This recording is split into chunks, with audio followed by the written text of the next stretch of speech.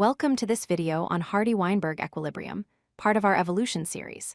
The Hardy-Weinberg Equilibrium is a fundamental concept in population genetics that helps us understand how populations evolve. It provides a mathematical framework for studying allele and genotype frequencies across generations. This principle, named after mathematician G.H. Hardy and physician Wilhelm Weinberg, serves as a baseline for detecting evolutionary changes in populations. The Hardy-Weinberg equilibrium is a theoretical baseline that describes allele and genotype frequencies in a population that is not evolving. Think of it as an ideal scenario, a null hypothesis in population genetics. In such a population, if certain conditions are met, the allele frequencies will remain constant from generation to generation. This means that the genetic variation in the population stays stable over time, with no evolutionary forces acting upon it. The Hardy-Weinberg equilibrium is expressed mathematically as p squared plus 2pq plus q squared equals 1. This equation represents genotype frequencies in a population. P squared represents the frequency of homozygous dominant individuals, 2pq represents the frequency of heterozygous individuals, and q squared represents the frequency of homozygous recessive individuals.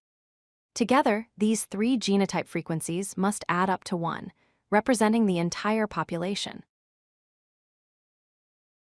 Before we use the genotype equation, we need to understand allele frequencies. The sum of allele frequencies is represented as p plus q equals 1. Here, p represents the frequency of the dominant allele in the population, while q represents the frequency of the recessive allele. Since there are only two alleles for a given gene in this model, their frequencies must add up to 1, or 100% of the alleles in the population. For a population to be in Hardy-Weinberg equilibrium, 5 specific conditions must be met. First, the population must be large enough to prevent genetic drift. Second, there can be no mutations introducing new alleles. Third, mating must be completely random, with no preference for certain genotypes.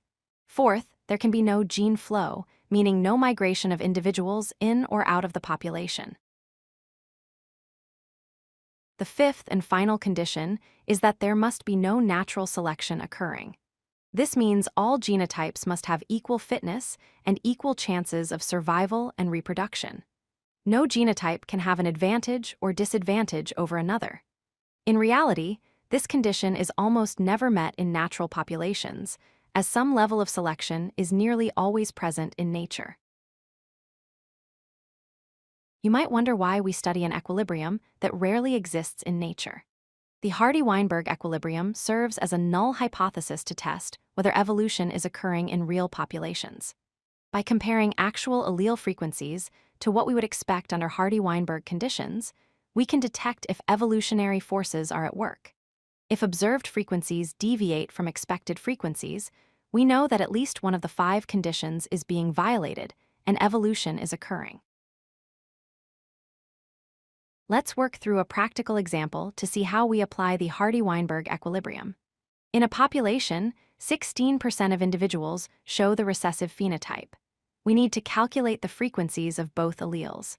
Remember that individuals with the recessive phenotype must have the homozygous recessive genotype. This means q squared equals 0.16, which is our starting point for solving the problem. To find q, we take the square root of 0.16, which gives us 0.4 or 40%. This is the frequency of the recessive allele. Since p plus q equals 1, we can calculate p by subtracting q from 1.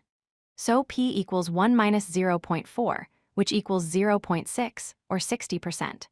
Therefore, the recessive allele frequency is 40% and the dominant allele frequency is 60% in this population.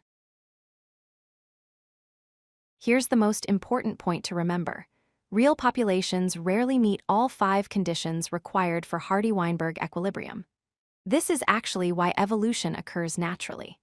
Populations are subject to genetic drift, mutations happen, mating is often non-random, organisms migrate between populations, and natural selection is nearly always present. The Hardy-Weinberg equilibrium gives us a theoretical standard to measure change against. helping us understand and quantify evolutionary processes in nature. If you like this video, hit that like button and don't forget to subscribe. Visit codelucky.com for more such useful content.